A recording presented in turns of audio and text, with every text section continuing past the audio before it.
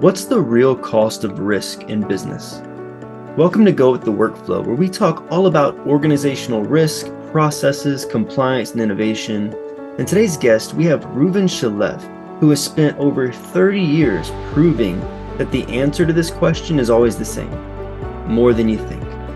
From designing the early internet at 3Com to helping Fortune 500s untangle messy Salesforce systems, Reuven shows us why slowing down to design processes into your business is the fastest way to grow. Let's dive in. Hey, Reuven, welcome to the podcast. Hi, John. I'm happy to be here. Yeah, I'm excited to have you here.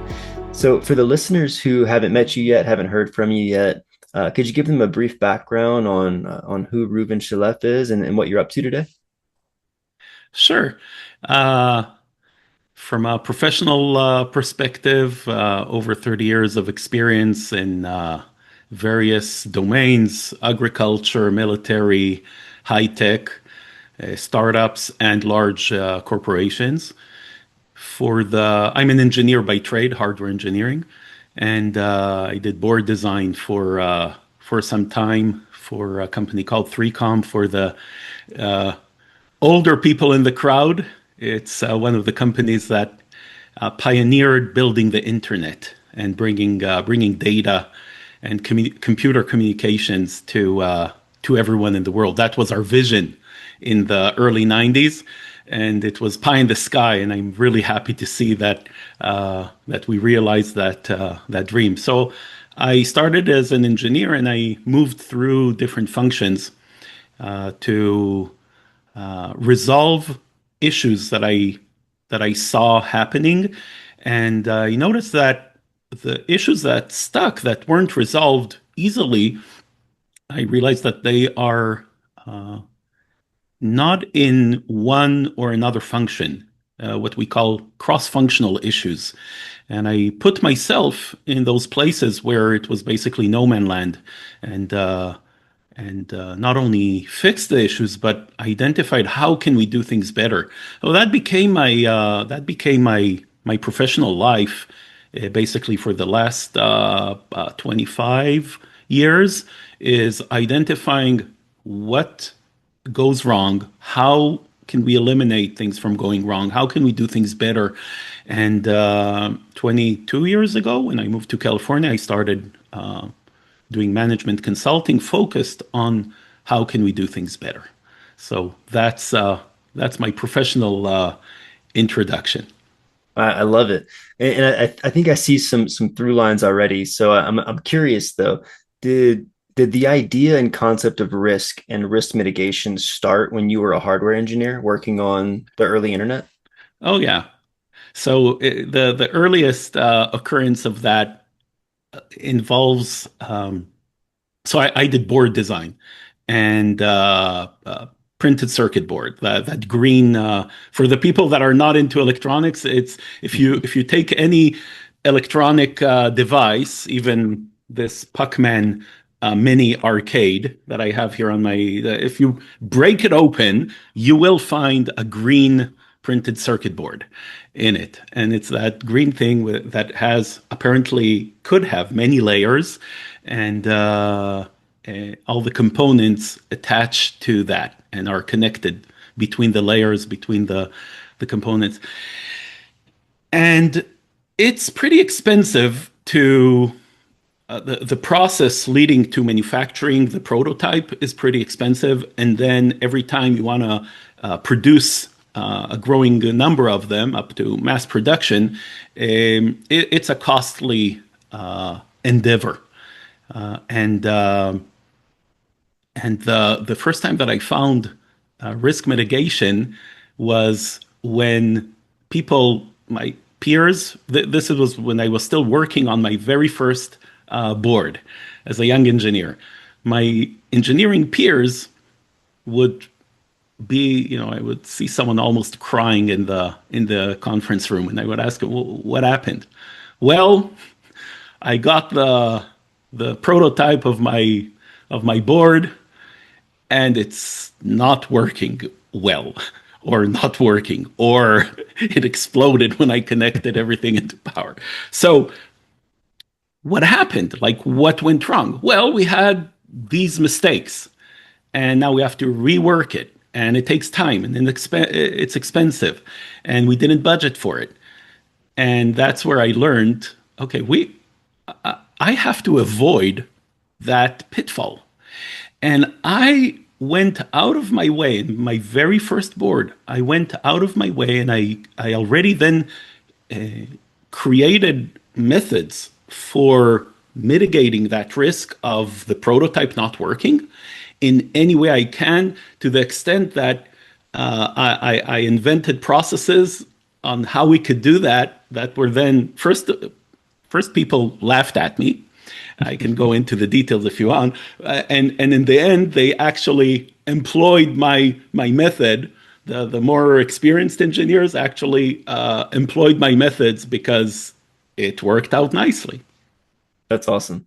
No, I think it's interesting because like I'm already hearing some interesting points that, whoever's listening to this, they're probably not a hardware engineer, probably not working on circuit boards, but you mentioned it's expensive, right? It's time consuming and it's expensive to get things wrong, right? There's the concept of rework, and in regulated industries, there's like even higher risk with fines and regulatory penalties and things like that. So regardless of who's listening, I think that's a key point that I want to double down on, is that risk can be very expensive, whether it's loss of time or loss of unnecessary revenue due to penalties and things like that. And so I think as we're going to get into process, I think this is going to come up um, over and over. And one other thing that struck me is like I read a book years ago, and there was a line in it that struck me. It said, "Process is only necessary when things start to break down." And I'm like, that's interesting. But it sounds like in your situation, there was already things literally breaking down with circuit boards, and you found processes. So yeah, tell us a little bit about that, and how did that work out? Well, it reminds me of Facebook, now Meta, but yeah, the directive there was uh, break whatever you can. Yep. Just go run and break everything you can and all that.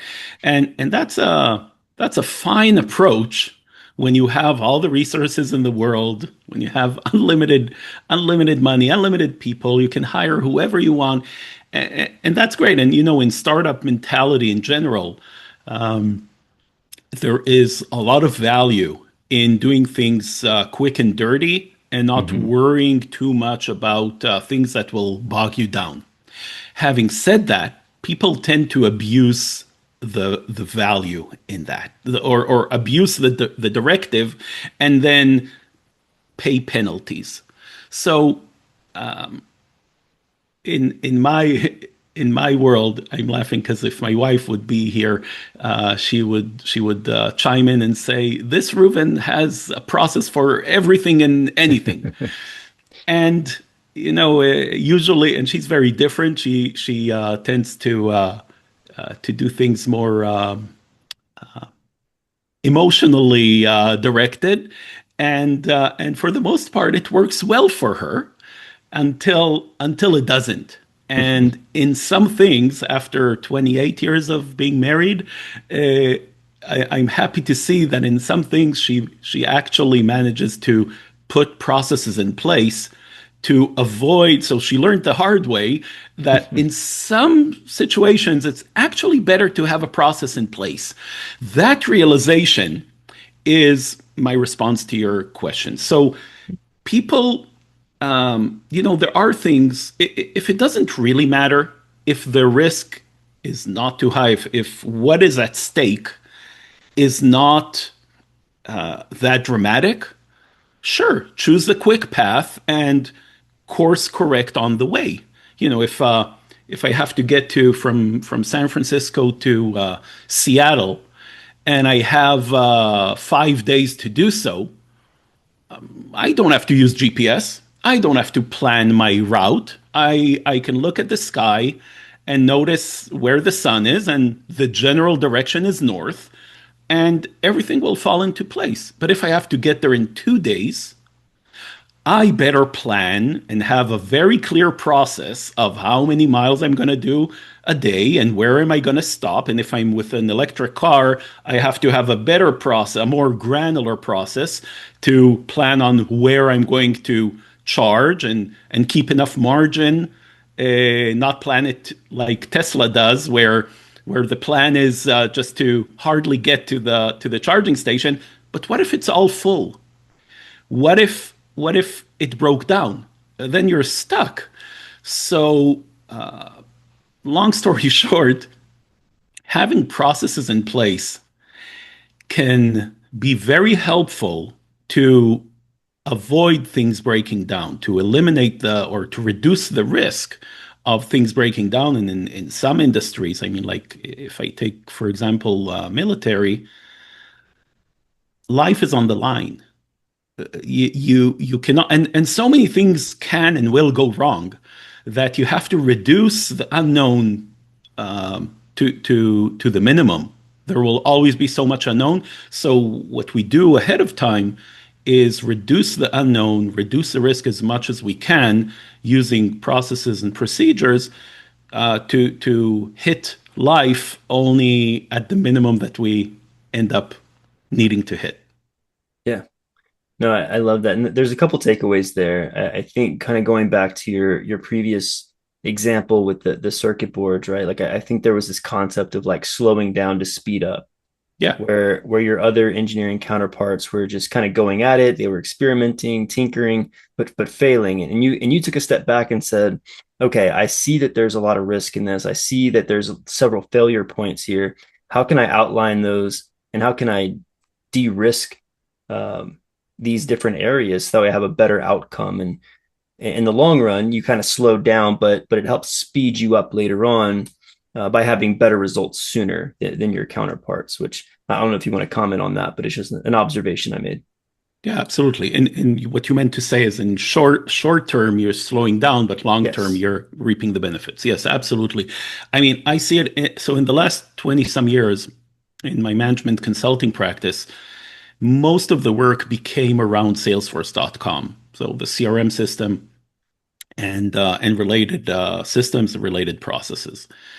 And it's very clear. I have countless examples where um, and you know we there are some projects that we start from scratch, build something new, but most of the projects are coming into an organization that has been using Salesforce for a while, and there is such a mess. And if we look why there is such a mess, for the most part, not 100%, but for the absolute majority of the cases, it's because people didn't take the time to define processes. Without defining the processes properly, without articulating them properly, how could you build a system that manifests the process if you didn't define it, if you didn't articulate it? And if there was a process, the system wasn't built exactly for the process because it was different people. I won't get too deep into why this is happening, but it's pretty clear that if you invest whatever it takes to define and articulate the process properly, then you can build the system accordingly and save so much on fixing. Because, and today, after hundreds of projects in this domain, it costs more than 10 times to fix stuff than it would cost to do it properly at the get go. So when startup companies tell me, oh, we're a startup, we hardly have money, we can't spend $20,000 on doing it properly now, we'll fix it later. Yeah, fixing it later costs $100,000, $200,000. And Yep. we're talking just a few years after. So then, we can argue it's a startup. 2 years later, that's infinity in the startup world. Yeah, okay. But people just, the wiser people get, the serial entrepreneurs, then come to me and say, Reuven, this time we want to do it properly because we learned the hard way. So it really depends on the situation. But let me tell you, in those instances where we got to build a system after defining the processes properly or having our customers uh, articulate the processes, work with us on defining the processes properly. We build the system and it lasts for years to come with almost no additional cost to maintain. So there is a great benefit and it's very clear to me. Yeah, I think it's interesting, right? Because we're having some housework done because my wife and I like to DIY things and found out that we didn't do things exactly right. Debate on actually what happened, but it's costing us a lot more to fix it than it did for us to try to do it ourselves. So that kind of triggered in my head. But I think it's a good analogy for like a house, right? Like if you build a house on a poor foundation, yeah, there's going to be some upfront cost, and maybe you save a nickel or a dime on the shortcut you took. But if the house crumbles, it's going to be way more expensive to rebuild it. And Exactly. I think any business is that way, and process becomes that foundation. Yeah, absolutely. And there are trade-offs. There are areas and types of business and stage in Mhm. building a business where you can round some corners and take shortcuts. But the key there is when you do that, do it consciously. Mm. Know what you're doing. Know the trade-offs. Document the trade-offs. Document those areas that you kind of leave all the skeletons in the closet intentionally. Document it. So at the time when you raise Series B and you have the money, go and take care of it so it doesn't grow to be compounded, etc. 100%. And you mentioned something earlier that I thought was spot on, right? Like it's not just process for process sake. If there are areas that are low importance or low risk, it might not need a stringent process, but Mhm. the higher the risk, the higher the assumptions, the higher the penalties potentially, the more that you need the process because you've identified those high risk areas. I think that's Yeah, a really good point. absolutely. I learned it also in my personal life. Uh, when I when we travel, it used to be that I would plan everything ahead and know exactly where we're going to stay, what we're going to do, how much it will cost, and it also came out of necessity. Being younger, backpacking. If I wouldn't do it, maybe we wouldn't even survive the 3 weeks trip in Japan. Right, I'm talking about Yeah. 1998. So there were good reasons to do it that way. However, today I love just going somewhere, no plan, knowing nothing, letting life direct me. But I'm in a different stage in life. I value more the unknown and the experiences, the people that I'll meet along the way, and less the specific buildings that or places that everyone has to go to. It's a matter of personal preference. However, the keys are A, I can afford it. Mhm. B, the impact, the I'm not taking any risk. The impact of whatever could go wrong is part. I see it as a benefit. So it's a total. So you can apply this idea to the business world, and just like you said, take a look, see how important it is, what could go wrong, do the risk analysis, do the risk mitigation to the level that you need to, and choose to allocate effort and budget according to where it's really needed and save it if it doesn't matter, if it matters less. There is also a place to, I'm going back to business world, there's a place to choose areas of exploration. Mhm. We're seeing this a lot with AI today, where um, it's kind of risky to trust the responses you're getting, let's say. Okay, so let's set a contained environment where we can play in and we're isolating it from creating damage, and then we sense the level of the results. And if it meets the benchmark that we defined, if it's better, for example, if AI is giving us better results than the average human response that we're getting from a certain team, well, okay, let's see cost benefit and consider rolling it out. If it's not meeting the mark, keep on trying and don't do it. So Yeah. there are many ways to evaluate the risk and choose a responsible path.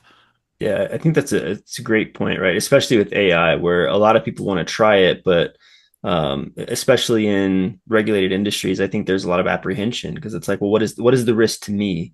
What's my fault in this Yeah. if something goes wrong? But isolating kind of a safe space where it's a low risk space to experiment and try it out, maybe get comfortable with it, or if something does go wrong, the impact of that risk isn't going to be very high. I think that's a general generally good heuristic to follow of like if there's something new, test it out in a safe space before you just try to roll it out broadly, or before just saying no to it altogether because it's new and different.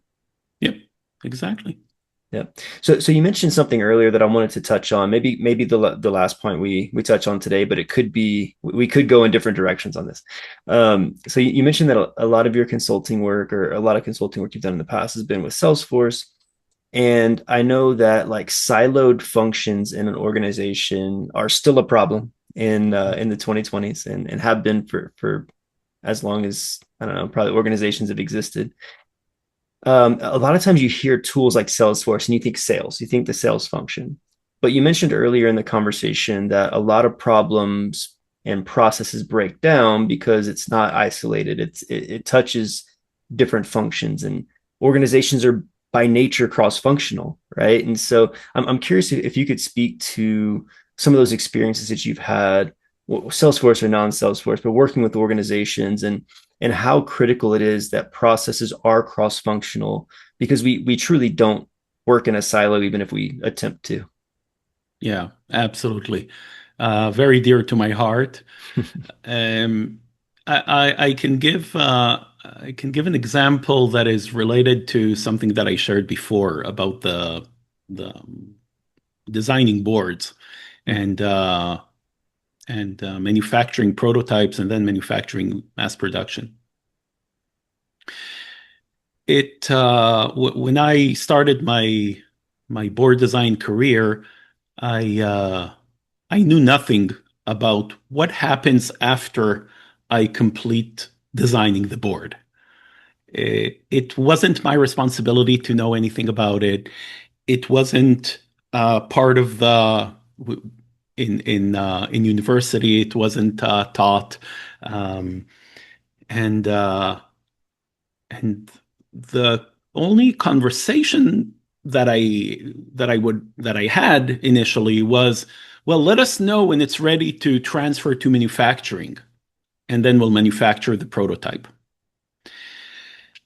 And between that conversation and when it was time, what I shared before occurred. Me learning about others who received their prototypes and discovered a mess. So I was interested already in what happens on the manufacturing side and the operational side.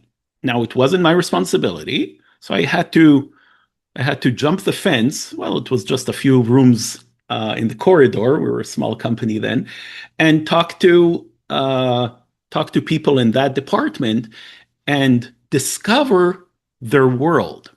Hmm. And I discovered something really interesting then. There was a concept for design, a concept called DFM, Design for Manufacturing. Hmm. Later, it evolved to DFT, Design for Testability, and then it became a generic acronym DFX, Design for whatever. Apparently, there was a whole discipline in the world of manufacturing and operation where those people in that department were professionals at it. How to design a board, a product for easy manufacturing, because the engineer could design whatever they want, but will it fit into the machine, or will the latest component that they chose because it's the newest and smallest is the manufacturing plant that we're going to manufacture in, which is contracted already a while in advance? Do they have the right tools to test those new components? All kinds of things that they knew really well or designed for testability. Like, how are we going to test in the manufacturing? How will the manufacturing plant test each and every board automatically? You need to prepare for that. You need to design for that. So all that body of knowledge was there, but engineering didn't know about it. So I discovered it uh, almost haphazardly, and I actually went and implemented what I learned there. So what I did was create a bridge, create a cross-functional work that didn't exist and was one of the causes for all those problems, and the engineer is almost crying. And that's how I managed, even in subsequent projects, boards that were much more complicated. um, I did I implemented what I learned from this cross-functional work, and I was able to produce boards that, from prototype to mass production without any rework, which was unheard of at that time. And I was rewarded for that by the French manufacturing plant and all that. It was, I still have here. It's out of the frame, but I still have that board, the first prototype of this 12 port optical Ethernet switch in laminated, kind of in a block of plastic, That's cool. as a reward. So yeah, and that's one of the first places where I really got close to this topic. But then that fed my brain to notice, to look for those unknowns and try to bridge between functions as early as possible so we're on the same page at any given moment, and the sooner the better. Just a few years later, I already transitioned from proper engineering to program management, and specifically cross-functional program management, because I was so excited about the possibilities to do things better if departments work together. And Hmm. at that time, the concepts of cross-functional program teams was very new. There was a methodology from PRTM, but not much more in the world. So it was innovation of how teams could work better, in a matrix versus only within the departments, within the silos. Hmm. It was very successful, and I ended up managing those kinds of teams and then teaching how to do that. Also, here in my management consulting career, Fortune 500 companies, the from my perspective, it's kind of the basic of the basic, but so many people aren't aware of that. And even today, when I have, more than 2 decades later, almost every significant company has a whole department for program management and Hmm. cross-functional program managers and all that. What I'm hearing from managers in these organizations, very senior managers, is that the program managers don't have enough experience. They are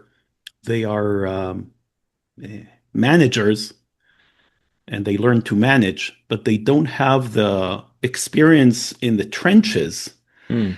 They don't know the actual impacts of the risks that they're trying to mitigate. So it's more wishy-washy on the surface stuff, and it's not producing the value that should be produced by cross-functional program management.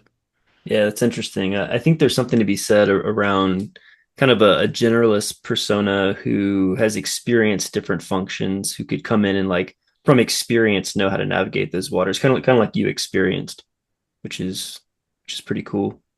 Um, Yeah. yeah, I know earlier you mentioned like meta, and I kind of want to get to the tech revolution that we've had over the last few decades, I guess, that especially kind of the move fast and break things mentality that you were referencing earlier. But what I heard you say just now was like process should be designed, right? Which imply not just implies, it explicitly points to intentionality.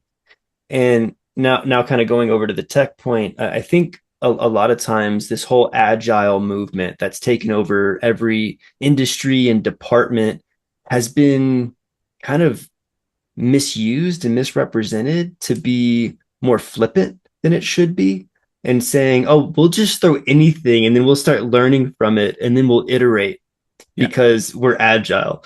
Yeah. But even in an agile mindset, I think it's so important to go back to what you said, is that process should be designed intentionally, and then we have something better to learn from than just kind of throwing spaghetti at the wall and seeing what sticks, right? Yeah.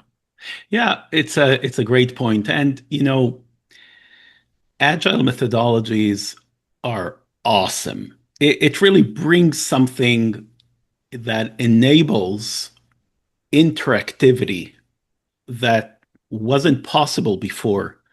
Mm-hmm. And it goes together with you talking about tech, the abilities that we have currently um, with information systems. Just 20 years ago, it's already, I'm used to saying 20 years ago, but it's already more 25, 30 years ago. Before you would even get the budget to implement an information system, let's say CRM, customer relation management, before you could get the budget, you had to describe the business requirements, the functional requirements, Mm-hmm. the all the processes involved, the functional design, the detailed design, and only then, and everything designed to at the most granular level, and only then you could get the budget. You would kick off the project and then spend $1 million and hope that it works. And Yeah. depending on how well the process was designed, you might find after spending and implement it, of course, you'd find out after you spend $1 million, is it working or not? And many times you have to redo it. Okay, so that's the waterfall method that Agile comes to bring something new to it. And together with the fact that it's so easy and lower cost to access information systems today, in order to get that $1 million level of CRM system, you can subscribe for $25 a month and get something like that. Yeah, not all the bells and whistles, and vanilla version, not customized to your business, but it is an enterprise level CRM system to begin with. So we're talking years of work versus 5 minutes. We're talking $1 million versus $25. This is significant. This was a revolution. Okay. Mm-hmm. So there are good things about it. And then comes Agile and enables us to spend $25, and realistically, for enterprise level, it's $150. Uh, but still, can spend $150. We have a whole month or even a 30-day free trial, right? And we can build whatever we want, throw spaghetti at the wall, and do a POC, a proof of concept, that might be good enough to start actually building on it. Mm-hmm. That's great. And I'm all for Agile, all for trying stuff and playing and iterating and building building an MVP, a minimal viable product, and enhancing it from there and all that. I'm all for it.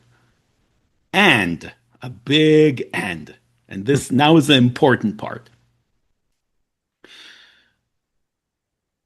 You have to document the business processes with all their permutations of what I said now for the people who never wrote a business process, and most of the workforce today apparently doesn't have the experience in documenting business processes, and this is part of the problem. The business process is how people are using it, are going to use it, are using it now, or using other systems or no systems now. And what are all the options? Because many times people that POC that they put together or the MVP, well, it takes care of most of the cases, most of the scenarios. We wrote in Agile, we wrote a few, we defined the personas, we wrote a few user stories, and we covered the majority of the. Yeah, but what about the scenarios that you didn't cater for? It accumulates, it compounds. A year from now, your system is completely inconsistent. Your reporting cannot be trusted because you neglected a few scenarios that were you didn't consider, and you build something that is somewhat good, but then when management wants to see the numbers, you can't. You have to then go and, oh, well, this is a one. And that's where the extra cost and frustration comes in. So even in the world of easy to configure tech and information systems and straightforward, quick iteration agile, you still have to be conscious and diligent with what you're doing, why are you doing it, document it properly, take into consideration all the scenarios and keep on documenting as you do the iterations. That's also where we all get excited. As a techie, I get excited and I go and configure stuff and all that. You have to document along the way, or else you'll find yourself in bigger problems. Yeah, I completely agree. Like I love writing. I've written some books. I've written a bunch of articles. And one thing I love about writing is it clarifies your thinking.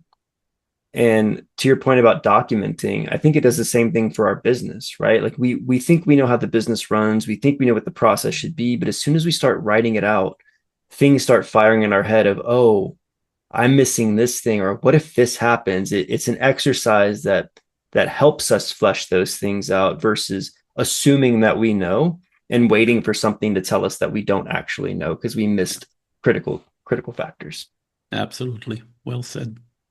Well, Reuven, this has been a very fun conversation. I could probably go on for another hour or two with you just because I feel like there's so much we could cover. But Yeah.